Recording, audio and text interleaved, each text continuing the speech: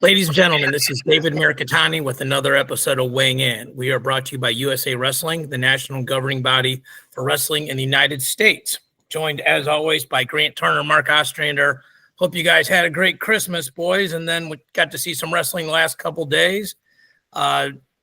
Midlands Soldier Salute. We can get into it, but first of all, Merry Christmas. Yeah. Merry Christmas, boys.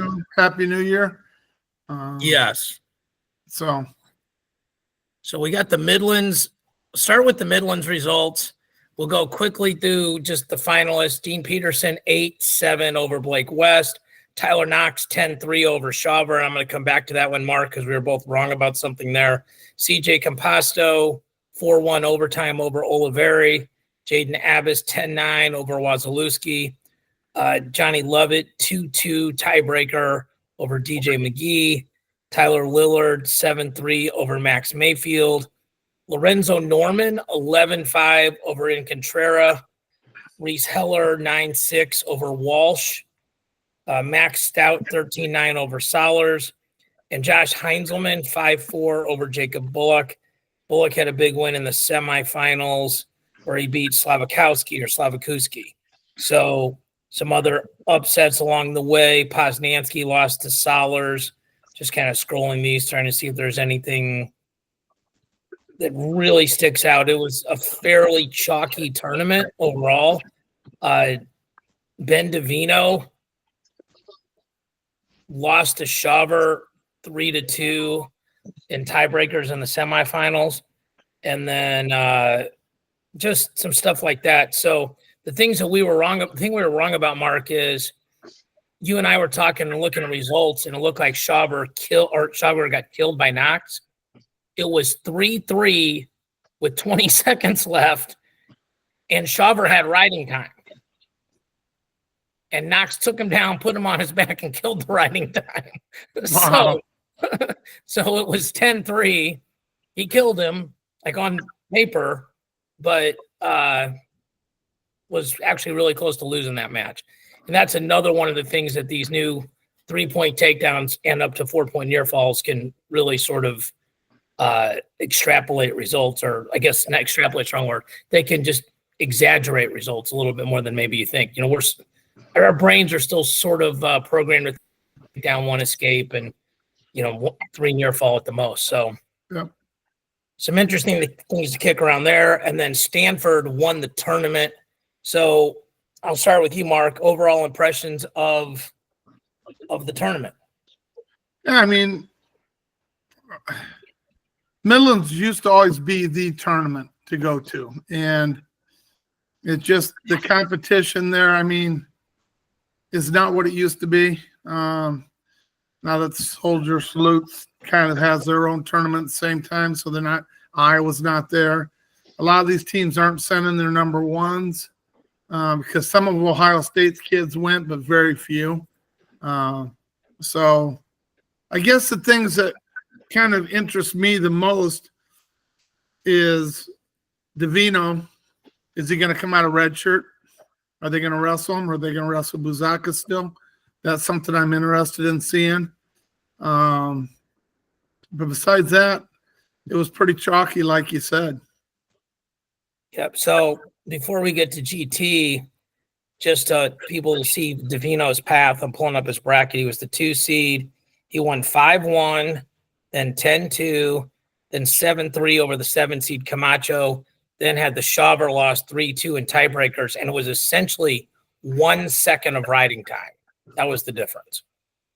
So they both got out. Obviously, Shawver rode for 1 second longer. Then Davino goes tech fall on the backside, including tech falling Ryan Miller from Penn, 17-2. We're probably going to talk about this a little bit. Well, we are going to talk about this when we get to Iowa and lineup decisions. But it's interesting, right? So, I mean, Grant, you, Nick Mitchell, your crew, you guys have to make decisions every year.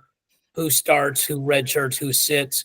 Your scenario is different because it's your best 12, not necessarily your best one at each weight.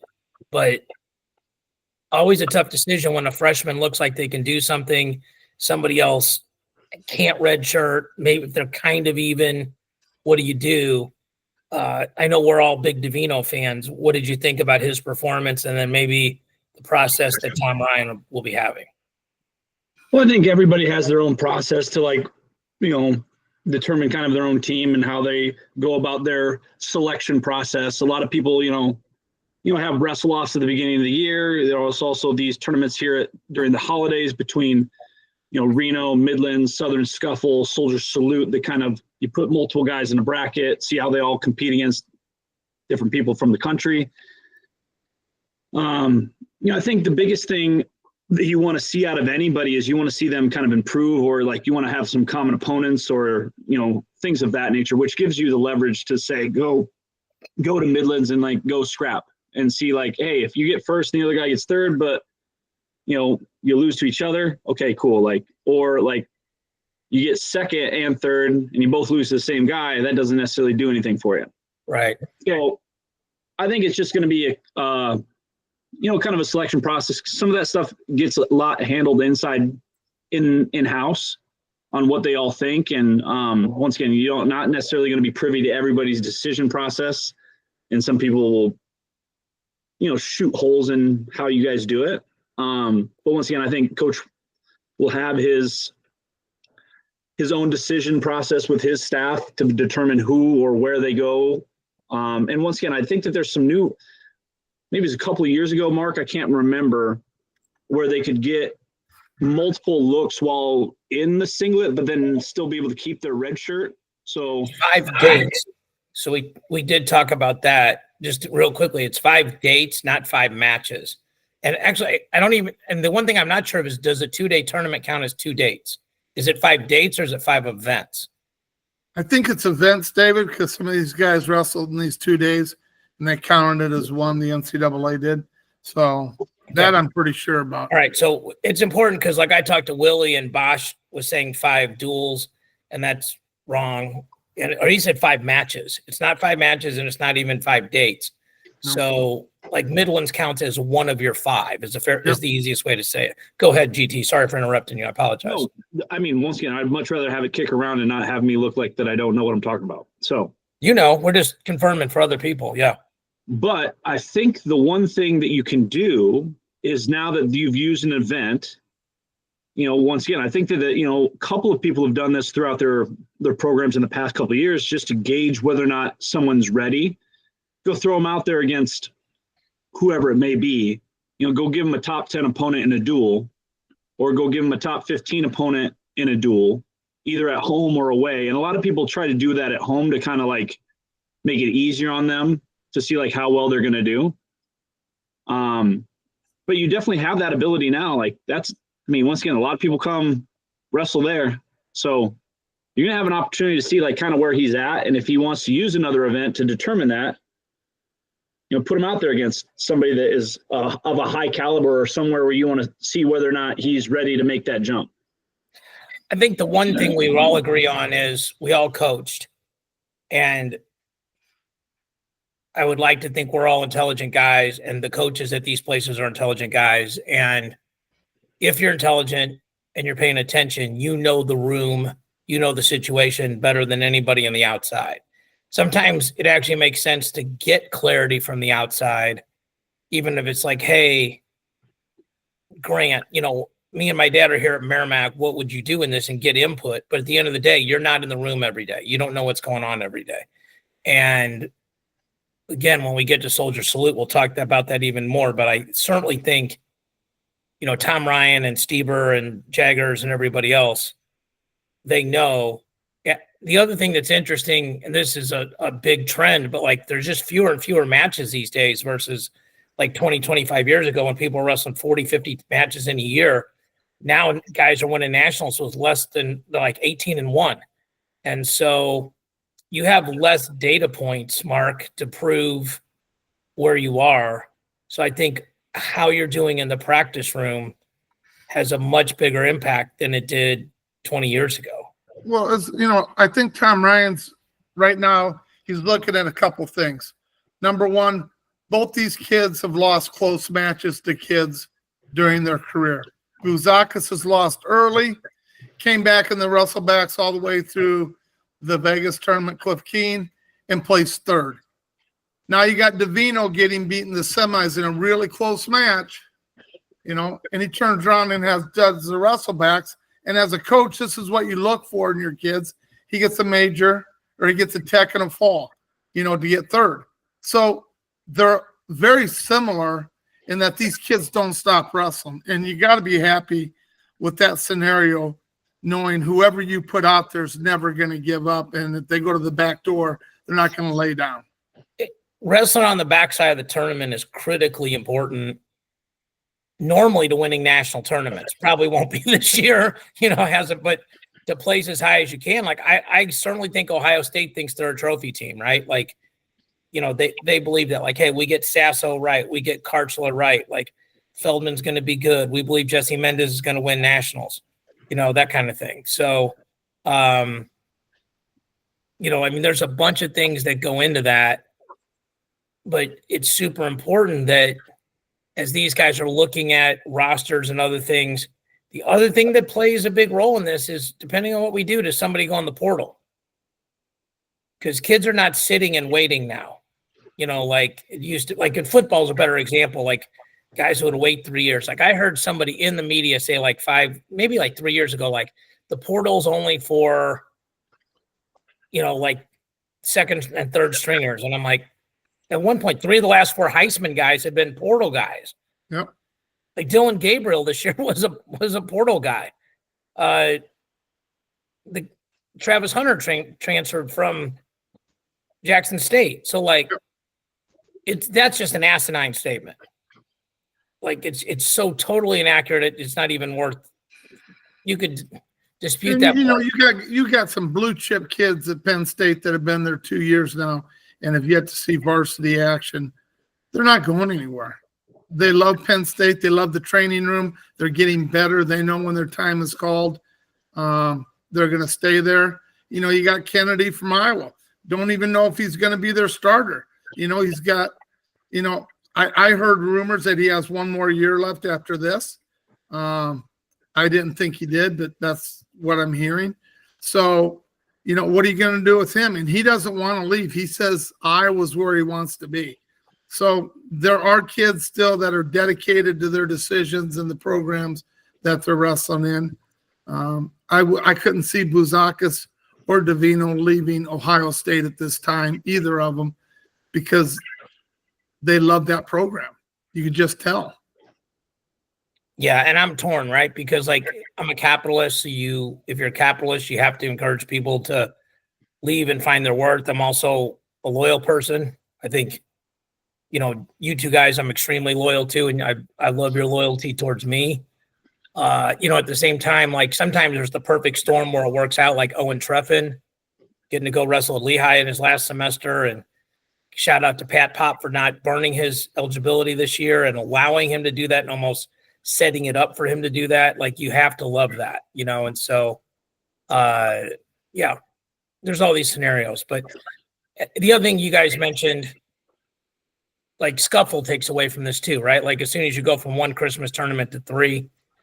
So GT, let me ask you this. I was on a heater yesterday with Mark, and I'm like, I think wrestling needs to go to 1 semester, like for a lot of reasons, Thanksgiving and Christmas and stuff like that. And we had saw arguments on both sides of this. And by both sides, I mean, should it be a 1 semester fall or 1 semester spring? I think the one argument for 1 semester spring is you're away from football. Everybody gets to eat. You can schedule around your state tournament if you want to recruit it. It does probably leak over into the U.S. Open and things like that. And we're a USA Wrestling podcast, so there's going to be overlap there. But, if you figure the top 25 teams have 250 kids, probably 50 of those kids wrestle in the U.S. Open. The argument for first semester is you're away from all the USA Wrestling stuff. You can recruit anything you want second semester to speak of, except like Ironman. And the downside, you're done before Christmas. Thanksgiving stinks, but, Christmas is good. And then you're also away from USA Wrestling. But the downside is you're competing against football, and football's king. So any thoughts on that? Well, I think there's I have not sat in on a lot of the coaches meetings for the NCAA. I know they have a coaches council that's probably going to be discussing a lot of the things that probably we and a lot of people around the United States discuss when it comes to this, like a single semester sport. We move it away from March Madness, where it's the NCAA basketball tournament, which is all the way in March. Then we do move it back to, let's say, April, which then, of course, like for the USA Wrestling folks, some of our largest basically determining factors for our world team is in April, then moves that back, Final X and all these other things, move it back just a little bit further. World's usually ending up in, October or September in the fall, right? So there is a scheduling aspect to it. I think also there's a thing for the kids where, grade wise, transfer wise, you're working at just like a one semester sport rather than being eligible for both semesters or, weight cutting, all that kind of stuff. There's a lot of different factors that are coming into probably a decision-making process for those guys. And I don't know if it's the coaches council, the rules council, that kind of propose these type of things for wrestling. But in my opinion, if we go to a single semester sport, I would probably think that we are going to move away from the fall and we would become a spring sport. Just from the standpoint of like not necessarily competing with a lot of the power sport dynamics, which is in college athletics right now. Volleyball, football, men's and women's basketball are kind of like, I would say probably the juggernauts of collegiate athletics currently. I mean, once again, each school is a little bit different. There's a couple of, really good outliers with maybe baseball, football, or baseball, softball, lacrosse, some of those things. But if you go up against any of those, like wrestling for viewership, we're going to lose. So right. Maybe it's a viewership thing. Maybe it's, ESPN gives us more coverage. I don't know. But I would think that it would go to a second semester sport if we're going to move it, which would then cause to have some of these like tournaments like Midlands, Southern Scuffle, Reno that have been in that tournament holiday period, either like a early season kickoff type situation if they wanted to keep those type of dates the same. But it would be interesting to see what they come up with as far as scheduling for everything. Yeah. It's a lot to chop up. So I took us down a path, but it's I think long term it's probably going to happen. And I think Mark, you made the same argument that Grant did. Stay away from football, go in the spring, see what flexibility some of the spring and summer events have, and could be good if you do all your stuff after. If your tournaments are a week or two after the NCAA basketball final, it's good. You're away from college basketball. You're away. I mean, you have NBA and NHL playoffs, opening week of baseball, but opening month of baseball. But the Venn diagrams of hardcore wrestling fans or even casual wrestling fans with those people, it's not the same. So, all right, Soldier Salute. Okay, so I will start out with something relatively negative. If someone could post a tutorial on how to watch matches on Smooth Comp, I would be greatly appreciative. I couldn't watch any of them. I don't want to be the get off my lawn porch guy, but it would just be great. The brackets are fine. Like, I'm a nerd, so it's basically just a big Google Doc, but still a little taken used to. So Terrakina beats Mac Mauger, the red shirt freshman from Mizzou, 5-4. Ayala, Tech Falls Peterson, and Mark mentioned afterwards that they were Seabold kids together growing up, and Drake thinks Peterson really is a 25-pounder, and frankly, Iowa probably needs him at 25. Coderhant, number 9, beats number 6 Vombar 4-2, so that'll change the rankings. Parco, number 4, beats number 6 Lachlan McNeil 7-5. Daniel Cardenas beats Jared Hill 5-1. So when we talk about 157, Cardenas being back in the mix is definitely impactful. Mikey Caliendo beat Andrew Sparks, number 2, over number 10, 7-6. That's a pretty fascinating result because I kind of thought Caliendo was on his own tier, and that I'd have to see the scoring. Maybe Sparks scored 5 at the buzzer or something, but the score itself indicates the gap's not as big as I thought. Patrick Kennedy beat Stanley Wask, who's number 15, 6'2", in the match that everybody wanted to see. The match didn't happen. Ferrari gets the win by forfeit over Gabe Arnold. After Ferrari was the number 1 seed, we're definitely going to talk about that. Stephen Buchanan beats Aiden Sinclair 15-4. A bunch of ramifications there. Is Sinclair going to go 97? What's up with Rocky Elam? Sinclair also beat Salazar, so that's meaningful. And then Keeter beat Bennett Tabor 1-0. So GT, we let Mark Bat lead off last time. So anything specific or in general you want to talk about Soldier Salute? Go ahead. Yeah, I think just in general, when it comes to the men's side of the Soldier Salute, I think Iowa wrestled really well, basically kind of at home. I think to your point, like Caliendo, I thought, maybe once again, I didn't get a chance to watch the match, so I know that he basically got a reversal, I think, later in the match. I think Sparks was riding legs or something like that, and then Mikey reversed him. But, I mean, I'm happy to see Cuter win. Tabor's no slouch. Like, he's pretty good heavyweight. I thought probably one of the more marquee matchups was Lachlan McNeil versus Kyle Parko. Both All-Americans, tough match. A little bit more high scoring than probably what maybe people thought, because they're both very solid wrestlers there. I was really happy to see, Ayala look really clean and crisp at this tournament. Makes me happy for him as he kind of goes into this new dual meet cycle that the Big Ten has. So I thought Iowa wrestled really well. I thought, Cardenas, back in the mix is really good. Separate note, back on the Midlands train, Stanford won the Midlands, which is the first time ever in program history, which I think is something to be shared about that, because. Oh, great point. Yeah. Once they came from behind. They were not winning it all the way through.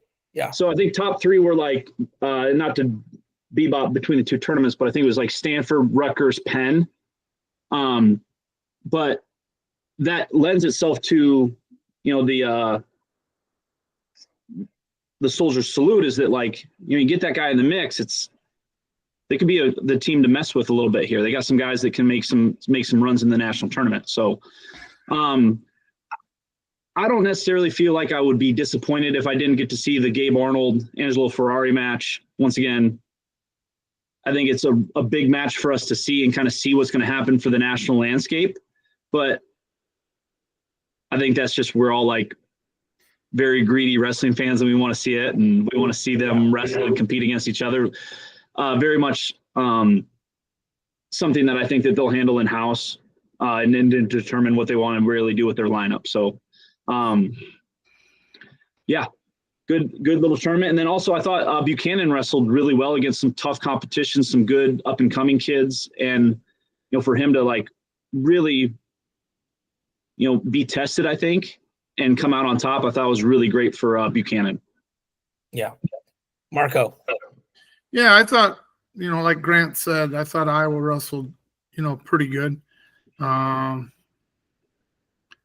Overall, I think Iowa kind of knows what they're going to do. So I don't think Angelo's actually going to wrestle this year for him. I think they're going to keep him for next year. He may be a 97-pounder next year. He works out with Buchanan all the time, and Buchanan says he gives him all he wants and then some, which would really fit in the lineup. But I do think we may see Angelo in a couple more duels. It will not surprise me if he doesn't wrestle against somebody like Penn State, Starachi, or against Oklahoma State. Plot. Because Plot's already wrestled against Gabe. So it'd be interesting to see where he is compared to these guys. And he doesn't have to worry about anything. He can just go out and wrestle. And he said in an interview that he he would love to have the big match. And the guy started laughing that was interviewing him. He said, who would that be? And he goes, Starachi.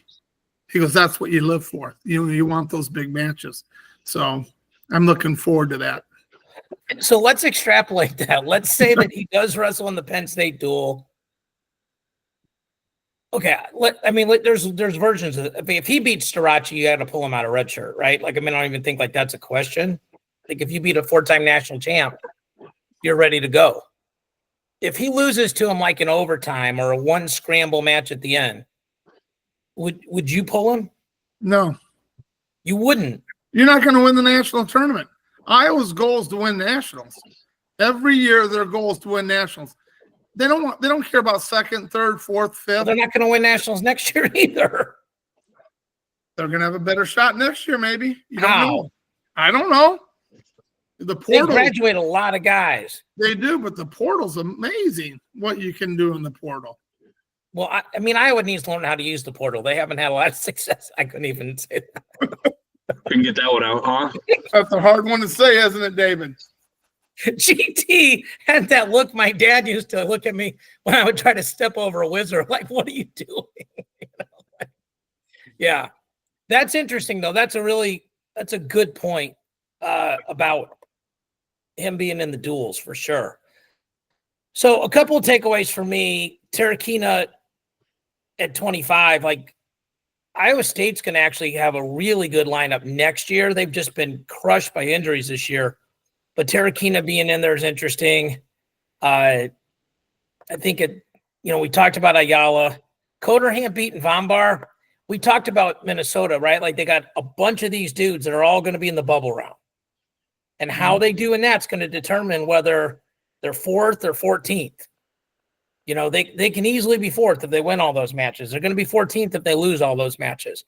And the odds are they're probably going to do a little bit of split them, right? If they have 6 matches, generally you go 2-4 to 4-2 or 3-3. But they lost that one. That's that type of match. Parco McNeil, we talked about. Daniel Cardenas coming back. Okay, so Shapiro's back. He put on a clinic against Ed Scott. He looked like he'd never been injured, and he's just hitting stupid good movements. He's all the way underneath the guy and then just pops back out and does something else because he just wanted to prove he could have taken you down one way, is going to do it the other way.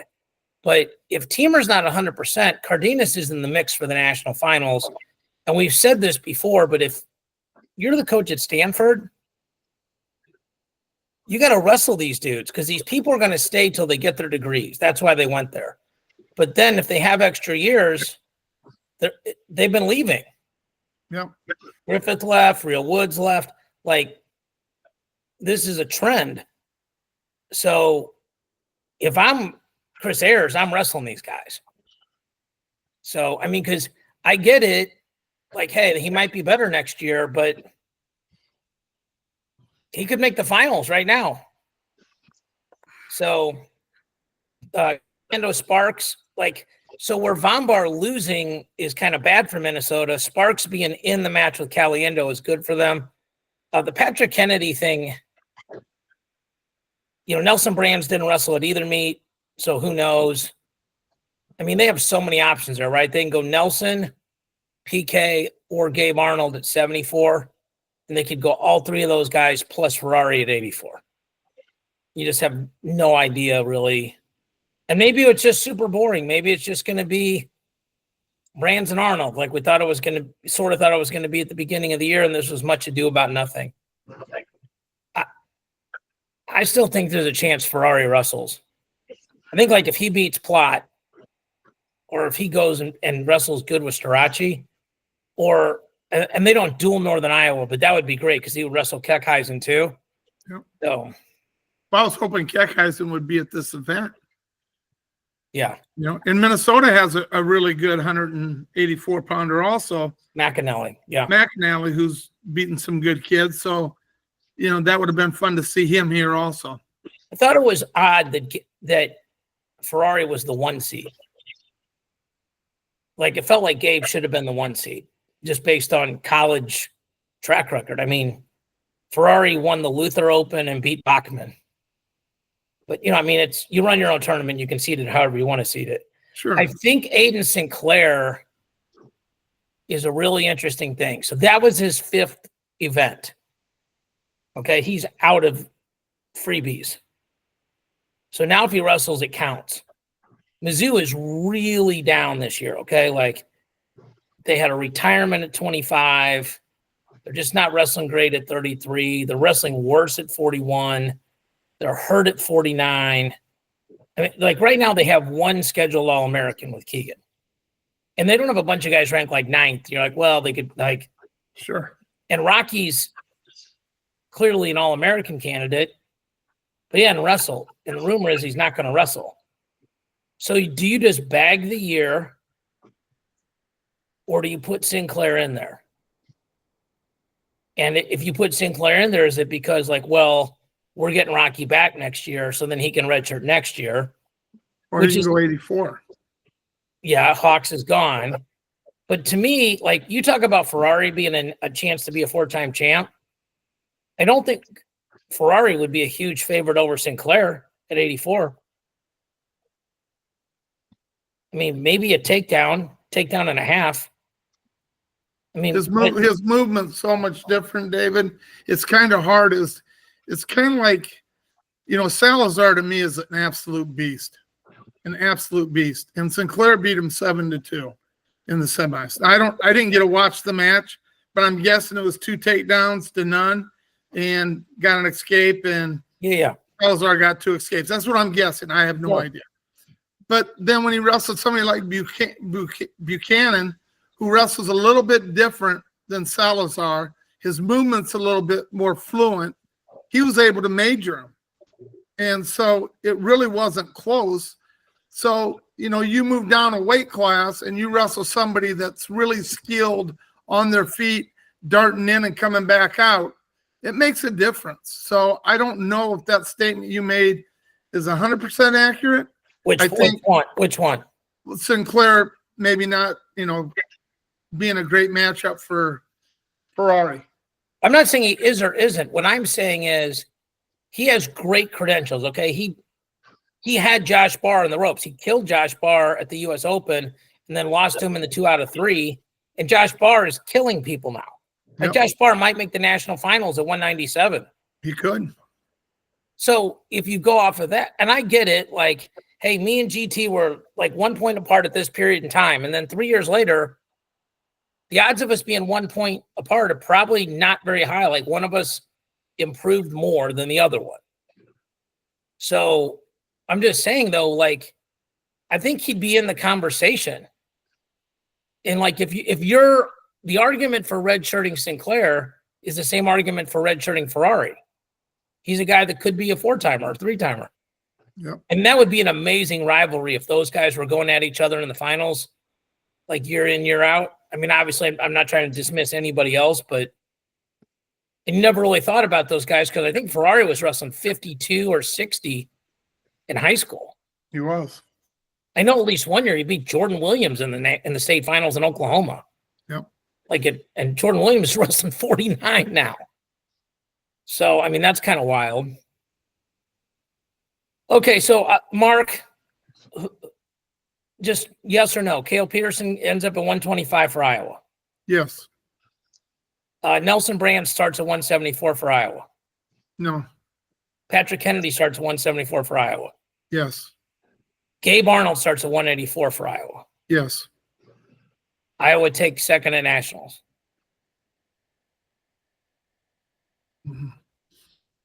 Maybe.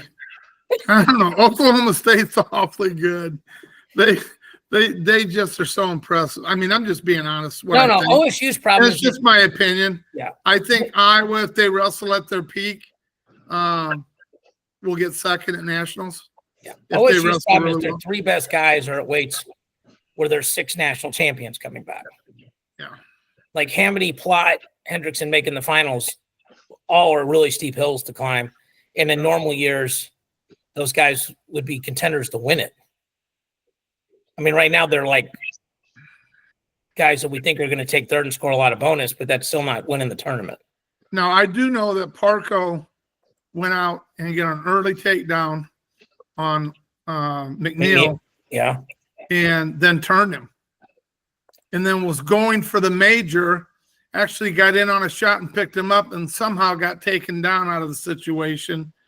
Didn't finish quick enough for whatever it was and ended up giving a takedown. That's why it was 7-5. He was actually going for the major. So, okay. So to me, Pargo is the biggest surprise because we had talked being a fifth-year guy, how much are you going to have in the gas tank? And I think he actually has bought into the Iowa program and has really gotten better since he's been there. And he seems to be very happy. So he's somebody that I'm really looking forward to seeing how he does against the elite of the elites. And we know who we're talking about. There's three of them up there right now in front of him. Because he's already beat Nebraska last year in the duel toward the end of the year. So I don't think that's a far cry if he beats him again. Yeah. But to beat those top three guys is a big difference. And we'll see what happens. Yeah. So we're just going to use Flo's rankings this week. I talked to CT and told him I really didn't know when people were going to post rankings. So shout out to Flo for getting these out probably late last night. I'm just going to kind of go through the top 12. No change at 25 and 33. Coderhant moves from 9 to 6, and they just slide Von Bar down to 7, 8, 9, etc. At 49, let's see if there's any changes. See, number 13 dropped, so we'll see who that was. Hold on.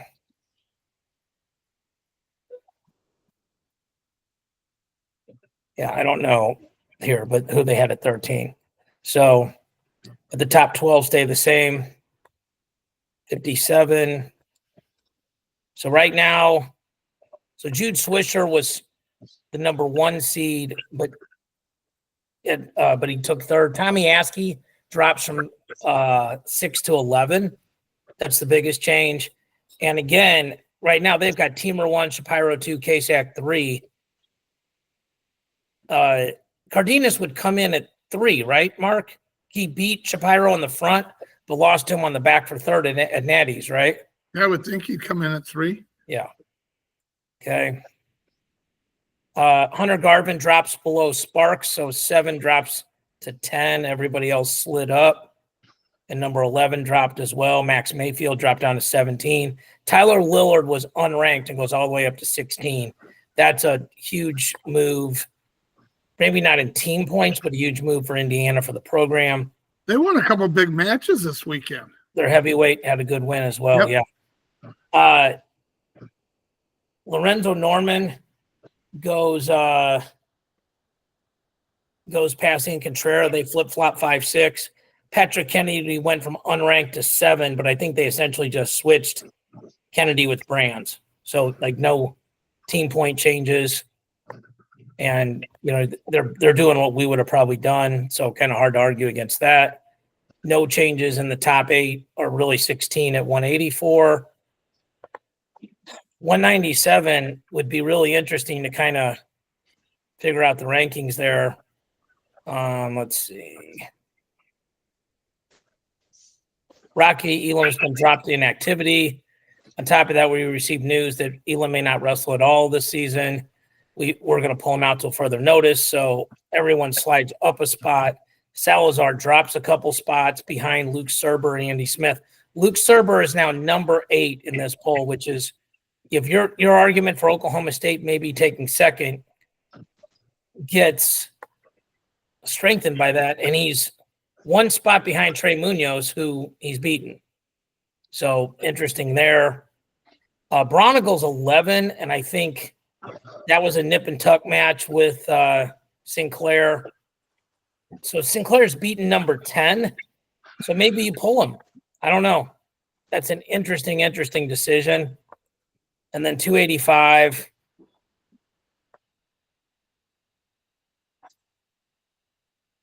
Slavikowski drops from 6 to 10. That's really it. I will say this. I think Josh Heinzelman's wrestling way better this year. Like he had a bunch of tech falls. Him and Connor Doucette, like It used to be you just go to the ride outs and see who could ride the guy for 29 versus 30 seconds. Like, Yep. it was like watching paint dry with those two guys. And Heinzelman's got a bunch of bonus point victories this year. So we got time. I guess I kind of just wanted to ask you guys overall, first half of the year, what were your biggest storylines? What have been your biggest surprises? Stuff like that. GT, go ahead if you want to go first.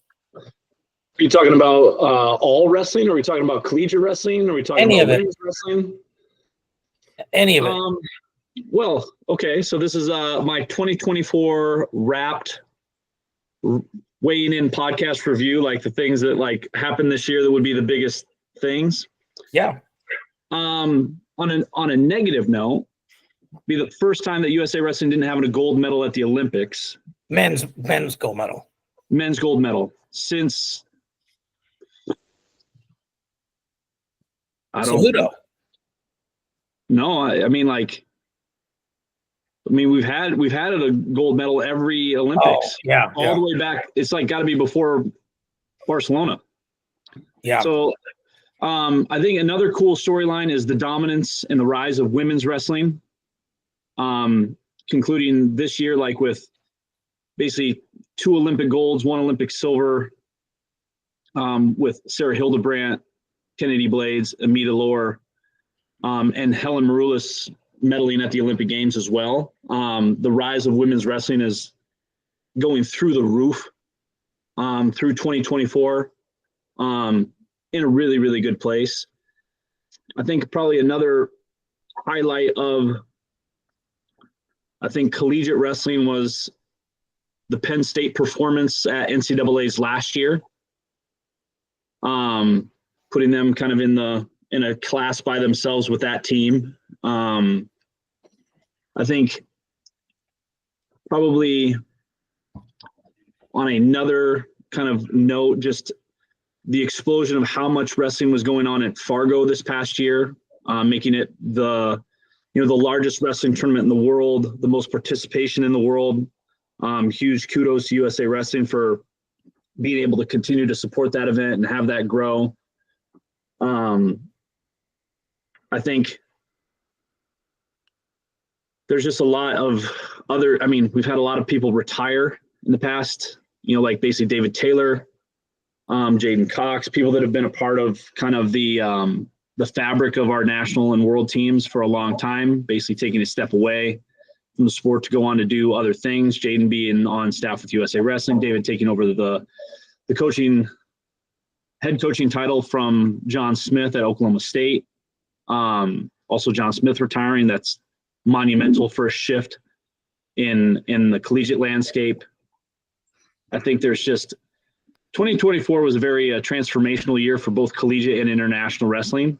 So I just think that it's a great time to be a wrestling fan. So much going on with the collegiate landscape, with now, NIL, transfer portal, new coaching staffs, places, recruiting.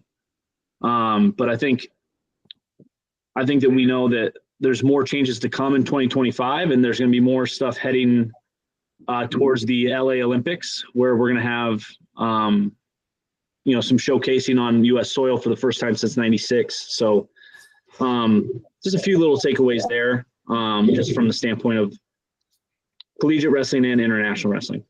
Yeah. Marco. Yeah, I guess my biggest outtakes for 24, no gold medal at the Olympics obviously stands out to me. Gable coming back to college.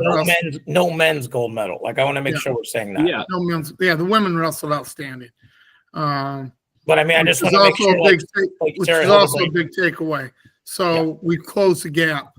How about Japan? What they were able to do. That was a shocker. That was impressive. So they've actually made jumps and bounds, with their program they got going over there. Gable coming back to college wrestling. Huge. Got to be the top story in collegiate wrestling. Coming back for his last year.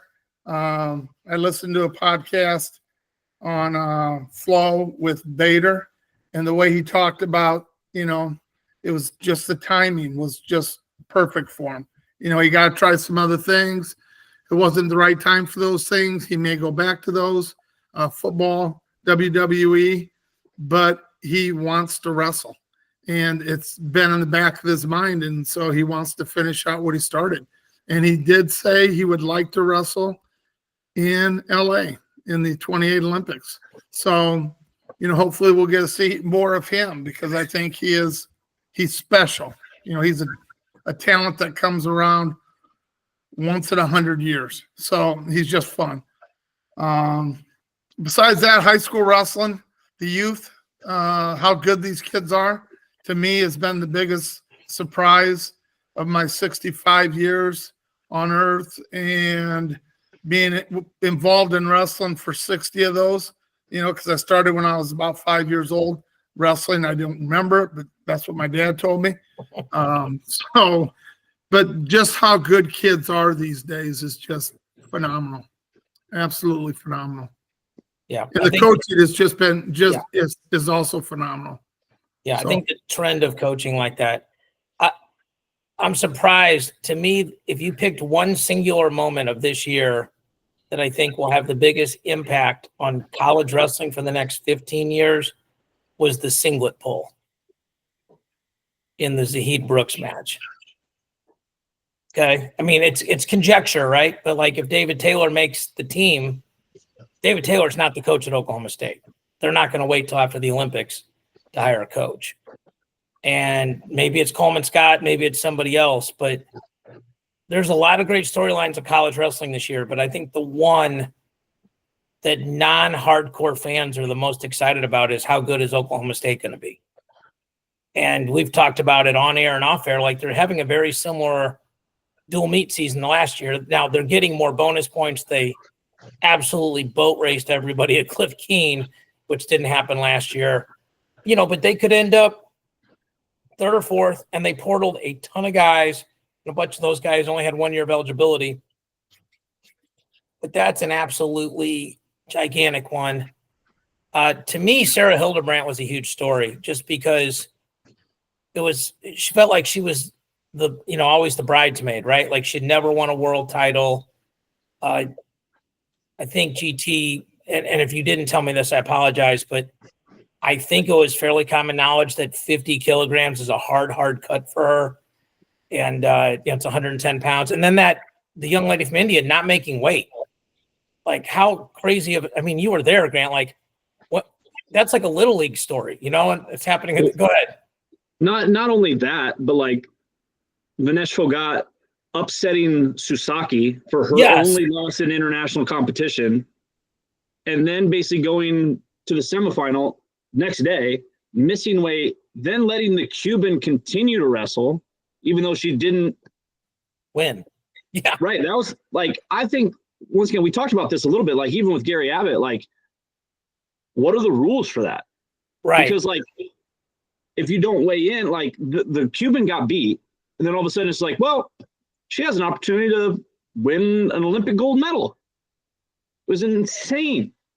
That weight class was bananas. I think that's something that may get lost in the wash, because, and this is bad to say because it's women's wrestling, like if it's men's wrestling, right? Like, if that had happened between like Sajalayev and Snyder, or, you know, like if it had been like David Taylor and Iran, you know, like these different matches, the people in it are not as big a household names in the United States of America.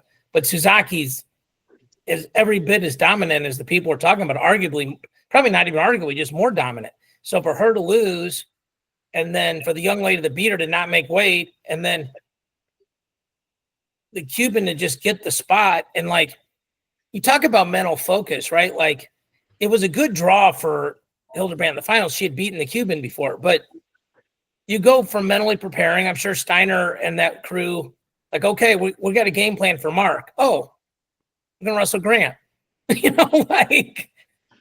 Good game plan, David. Thanks. You didn't make weight. I'm just saying, like, that's the scenario. There's a problem with my weight. I understand. No, I'm just using it as an example. Like, hey, you're making these planned. You're talking mentality wise with an athlete. So it's also incredibly ironic to me that Zahid is at Stillwater now. And I got to hang out with him, and Lee Pritch was there, and, that's his guy. He's the one that recruited him to Arizona State. Like, make no mistake about that. Like, Zeke did not recruit him in 6 weeks. There's no way Anthony and Zahid make a decision on a 6-week basis. Zeke may have helped close the deal, but the deal was 90% closed by the time he got there. So to now for him to be working out with Taylor and arguably our number one guy at 86 kilograms for 2028.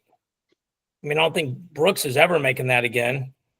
So, and GT, you've really helped me with this in our podcast, Moving to USA Wrestling.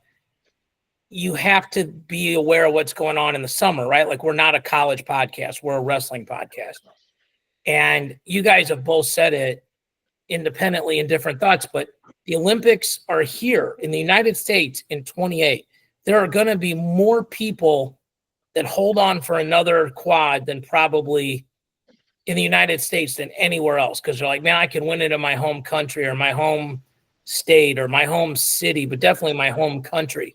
And I think, there's also a huge changing of the guard at USA Wrestling. Like you guys said, Taylor's probably not wrestling anymore. Gilman's probably not wrestling anymore. Jaden's not wrestling anymore. Like, who knows if Dake and Burroughs are going to be wrestling in 2030 or 2028. Those guys were mainstays of the lineups. James Green is, probably not wrestling anymore. So it's just the whole changing of the guard. Like, we're looking at like Jax Forrest, Dayton Fix, Luke Lilladell, down there, those kind of names at 57 kilograms. It's like Marcus Blaze, Andrew Aliras, Jesse Mendez. Hopefully Yanni gets healthy, but those names at 65, and you go, who we thought it might be Nolf. He's into grappling now. Like 74 is kind of up. No more Isaiah Martinez. Like, is it David Carr? Is it Keegan O'Toole? Like, who's the next guy there? Like, is it Messenbrink? Right? Like, there's a bunch of these names that pop up, and certainly high ceiling guys, but haven't done it at that level yet. Like, if you rolled out Gilman and James Green and Burroughs and Dake and Taylor and Snyder and like Gable. Yeah, well, even Gable time, but even like Gwizdowski that placed top 6 at everything. You're like, okay, like, we're going to score a lot of points as a country. Now it's like, we could win this weight, we might not place. Like, and we got 3-4 years as a country to get to where those guys getting to that level of dominance. And then I think the other thing to me that really sticks out is just the level of dominance of Penn State. Like, it's become such a next topic conversation. Like, Mark, you and I had a side bet that they'd win by 100 points, and they won by exactly 100 points. Their margin of victory was bigger than the second place team by almost 30 points. Their top 3 guys won nationals last year. If you took their 3 best guys and added their points up, they beat everybody else. Like, we're not talking about that enough. And no one thinks Penn State's going to lose this year. When you look at who they lose for next year, they lose Bartlett, they got Blaze, right? Like, they lose Starachi, they got Zach Ryder. They lose Kirkfleet, they got Marisola. And I think, like, I didn't think Barr was going to be an All-American this year. I was wrong.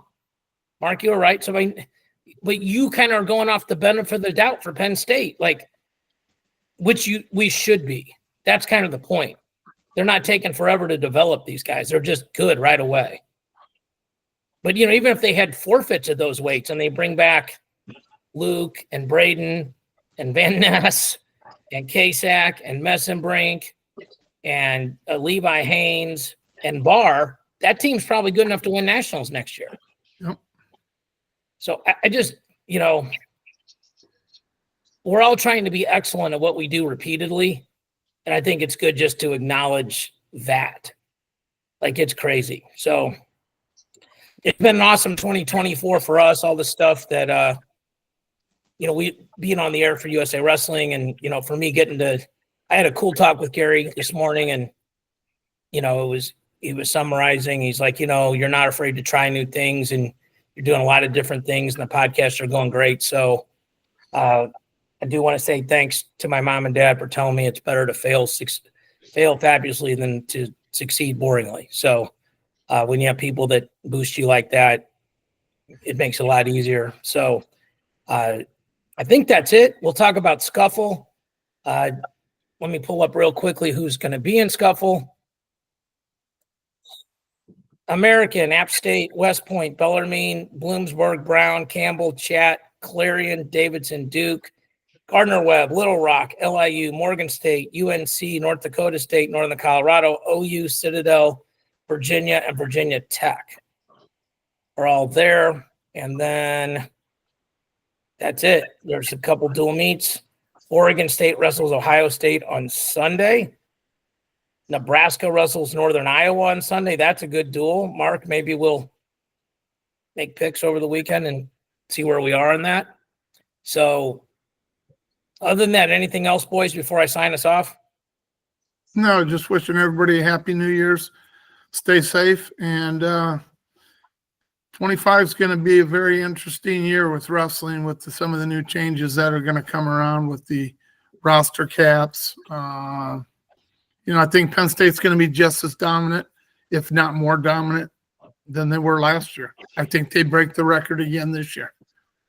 I think they have 10 All-Americans. And three-point takedowns in high school is another thing that was probably a monster seismic shift that we didn't give enough credit to. Yeah. Anything else, GT? No, I mean, just once again, it was a pleasure for 2024 with everybody. What a great year that we had with everything that we got going on with the pod, within wrestling. Moving on into 2025, it's going to be another amazing year for the pod and wrestling in the United States. So continue to support all of the styles of wrestling. And once again, I think that it's more changes are coming. A lot of cool things are going to be happening in the sport in the near future. So just an exciting time for wrestling. So enjoy the holiday. Once again, to Mark's point, be safe. And we'll look forward to seeing you guys in 2025. The boys I can't say it any better than the boys did. So we appreciate everybody who watched and listened this year. Thank you guys so much. We will see you all next year.